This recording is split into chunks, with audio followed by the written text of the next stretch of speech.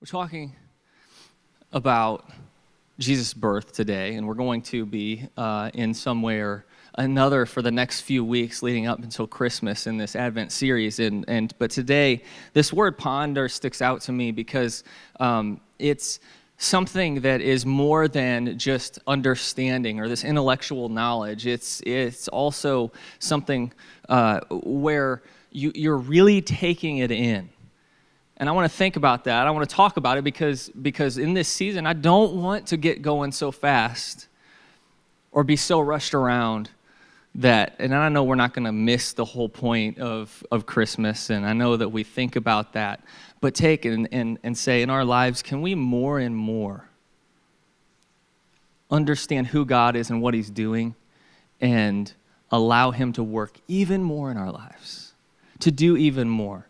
And Pastor Mikey, in the first service, said a few things in the worship about expectations, and miracles can happen because of our expectation, our faith, and our expectancy that God is going to do it. You know, God is ready and willing, but He's waiting many times for us to catch up with Him, you know, and stop leaning on our own understanding or what we can do, but to grab hold of Him and hold fast to Him and see the things happen as we're doing that. Amen?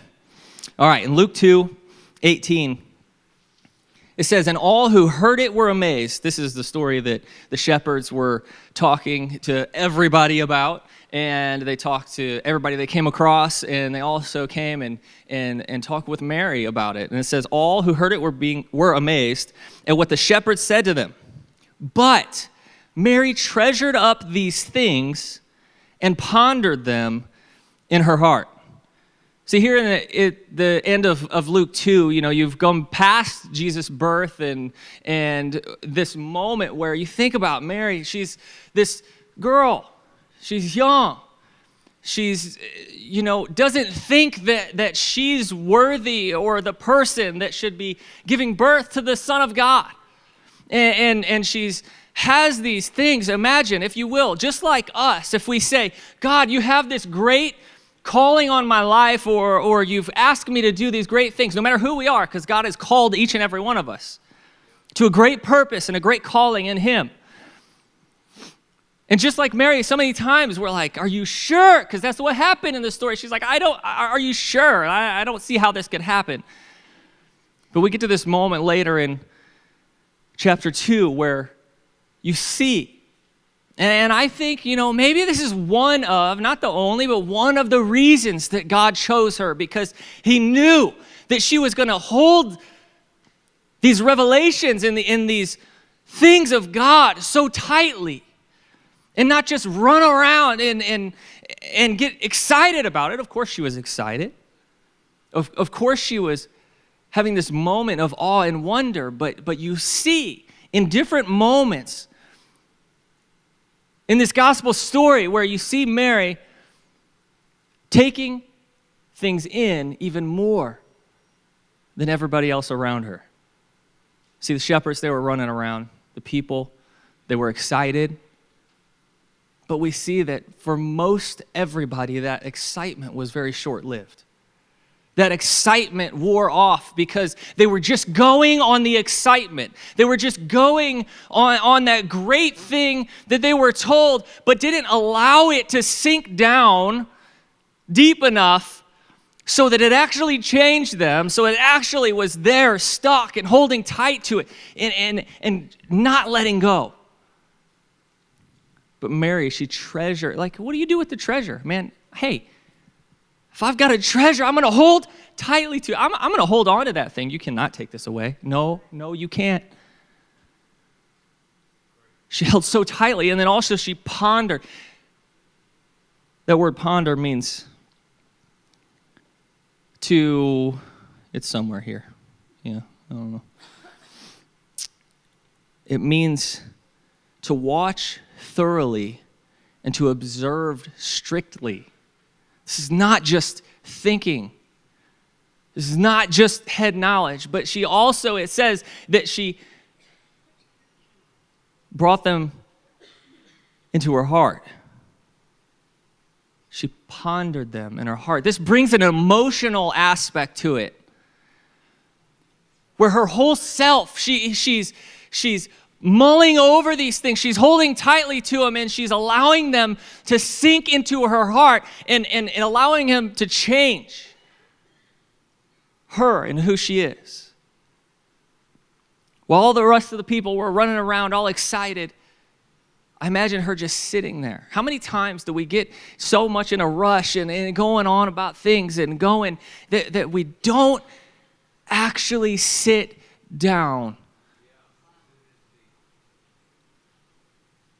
to allow those things to sink deep, to allow those things to become actually a part of us. Instead of just like putting them on for a little bit, and it's like a change of clothes, you change to something else, but actually letting them, they're inside. You can't get them out. They're a part of me. That's what I think about in this moment, where other people might have put that on and like, woo, yeah. And there were some that kept on, but many just let it go and just went about their business later on. They just kind of like forgot about the excitement or the story or what was happening. But for Mary, it was different. She treasured up all these things and pondered them in her heart.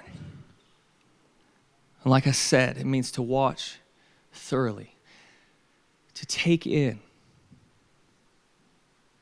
And see, even in this moment, I think about this, as I'm speaking, that I could go on and just rattle off lots of stuff and be preaching and doing, a good job, because I hoped I'd do a good job. But would it be awkward if we just sat here and thought about this for a minute? How would you feel? That's so many times how we feel, even in our aloneness. Sitting, we turn the radio on, the TV on. I am guilty. I'm not calling anybody out except for myself. You can call yourself out if you like to. But how many times do we feel awkward if we just turn it all off to sit and ponder these things of God, to try to allow them to sink down deep like Mary did? In her heart, to feel it, to allow these things to change who she was, her emotions, and all these things. And I'm going to keep going. But don't allow these words to keep going and you not allow them to set in, because I believe this is, for me, it's something that I think about that I need to work on every day. I need to sit and let these things sink in. I need to sit and hold on to these things tightly, to ponder them and allow them to change me. See, Mary, she didn't know, or she didn't think that she was the right person. Are you sure? And sometimes doing these things with God, we might not have all the answers. We might not even think we're the right person. But God says, I've called each and every one of you out to great things in me, if you will step in and hold closely to who I am. We get to this moment a little bit later, and Jesus, he was about 12 years old, just a young guy. And I have daughters that are 11 and 13, so like right there in between. And I think about my daughters and say, they're not old enough to be given revelation or like, to be left alone in a city and I'm gone. And we get to this moment where it's this next moment in Jesus' life. We don't see a whole lot about his growing up. But at 12 years old, he was with his family in this city, and they were there, and they left and thought he was with them and went back to their home and are on their way, going far away. And finally they realized, because it was a big group, okay, but let me tell you, I've been on a few family trips and forgot my luggage. One time I forgot my wallet. I haven't forgot my kids yet, except we did forget one of our kids at church after church one time. And got like down the street and we're like, where's the kid? But they got a ways away, and they realized he wasn't there. So they looked around all frantic, and where's he at? And they're like, we must have left him in the city. We must have left him there. So they go back. And you can imagine, after they realize that he's not there, and then they're on the travel time back, could you imagine the emotions that they're going through, the thoughts, and what's going on? Where's he at? Like, is he okay? And we get to Luke 2:49, and it says, and he said to them, why do you seek me? They're like, where you been? Why do you seek me? Did you not know I must be about my Father's business? You can imagine right at that moment. I mean, they know he's the Son of God, but his dad's like, hey, I didn't, ask you to carry some wood somewhere or build a table or anything like that. I'm your Father's business, because it says that they didn't understand, but they did not understand the statement which he spoke to them. They didn't know, they couldn't get the revelation yet of what he was saying. But at 51, then he went down with them and came to Nazareth and was subject to them. But he said, okay, I'm going to come with you. But his mother kept all these things in her heart. It's interesting. It's interesting to me. I don't know if it is to you.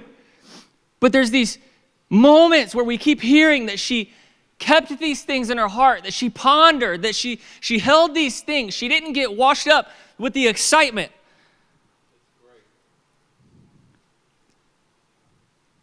You can imagine when he's like, I need to be about my Father's business. Don't you understand that I've got things to do as a 12-year-old?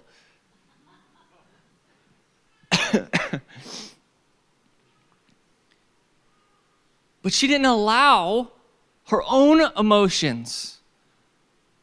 It's like, she's like, what? Why have you done this to us? And then immediately you see these things where he spoke to her and she said, okay, I'm going to take them. I'm going to hold on to these words. And Jesus increased in wisdom and stature and in favor with God and men. So you see in this first story about this moment after he was born, that she pondered, that she thought, that she took these things in. You see this moment here when he's 12 years old and he's in the temple and he's actually giving revelation. He's listening to what they're saying there in the temple, and then he's also talking to them, and it says that they were all amazed at the things that he said. I love it. But you can see that even as a 12-year-old boy, him giving them this revelation and these words that he said, it didn't last because he came back and they didn't understand that he was God when he started his ministry. But Mary treasured these things in her heart. She pondered them. Which leads me to the next story. The very next time we have Mary and Jesus in a situation, a scenario. Man, these words aren't coming out. In a story together, that they're at a wedding feast. They're at this wedding. They're supposed to be fun and dancing and food and drink, and everything's supposed to be great. And there's a moment that comes where they ran out of the wine. And it says in John 2:1, on the third day there was a wedding in Cana of Galilee, and the mother of Jesus was there. Now both Jesus and his disciples were invited to the wedding. And when they ran out of wine, the mother of Jesus said to him, they have no wine. Jesus said to her, woman? Woman? Now, let me just clarify that him calling her woman wasn't a derogatory term. In that time, it was, like an affectionate term. So I say we bring that back. Oh. He says, woman. He says, hey, Mom, what does your concern have to do with me? My hour has not yet come. My hour, so he's saying, he's like, look, I know you're asking me to do something here, But this is not the time. It's not time for me to start doing these things. My hour hasn't come. Woman? Just kidding. It's like, it's not time yet. But see, now if you think about it, what we've talked about, her pondering, her thinking, her treasuring these things that he's spoken or what has been spoken over him in her heart. How did she know that he could perform a miracle? Did you think about that? Because I didn't really until recently, like, wait a second. I mean, had he been like turning the mashed potatoes into meatloaf or something at home? I don't think so. But she knew because she had treasured and pondered these things in her heart. She knew he was the Son of God. She understood what nobody else understood at that moment. And even, look, I think about the disciples later on that so many times they came with these questions or not understanding, and Jesus had to give explanation. And he's like, hey, you should understand this, but you're not understanding yet. So let me tell you a little bit more, and hopefully you can start to understand these things that I'm saying. But Mary, because she had taken these things into her heart, she knew without him even saying, I can perform miracles or I'm going to perform miracles, she knew. She said, hey, help me out here. He said, it's not my time yet. And then his mom, Mary, she goes, hey, do whatever he says to the servants. He's like, hey, do whatever he says. She didn't even acknowledge, it seems like, I don't know. This is what's in Scripture. I don't know if there was anything in between that, but it's almost like she didn't even acknowledge. She's just like, I know he can do it. I'm expecting something to happen because I know who he is. I know Jesus. He's God. And I know he can do something. His mother said to the servants, whatever he says to you, do it. She knew her son could do it. Think about that with me. As we ponder and we treasure these things in our heart, if we hold tightly enough, we can come with that same expectation, that same faith, that knowing that God is going to do something and work it out. We get in these situations too. Maybe it's not, we need water turned into wine, but where we need God to move in our lives. But how many times do we come with this expectation, knowing because we've held so tightly? Because that's where it's at. When our trust is fully in him and we're not leaning on our own understanding, that we see him do these amazing things in us and through us. That is what I want for every single one of us. That we can walk with, that's how I imagine, Mary there, it's like she wasn't begging. She wasn't, fighting. She's like, hey, help us out. We need some help over here. And he's like, it's not time yet. And she's like, just do it, guys. Like, she just had her head held high and just knew that it was going to happen. That's the way that God wants us to walk each day of our lives. That's the way he wants us to walk with him and into things that we were walking through. Just, he's with me. He's God. I'm not. I'm not going to try. You imagine like Mary, she could have tried to, anybody try to do that sometimes?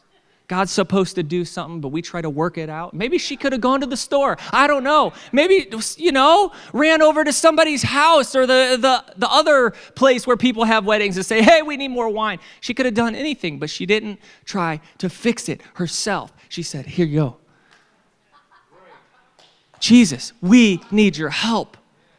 And she knew that it was going to happen. Why? I believe because she pondered these things.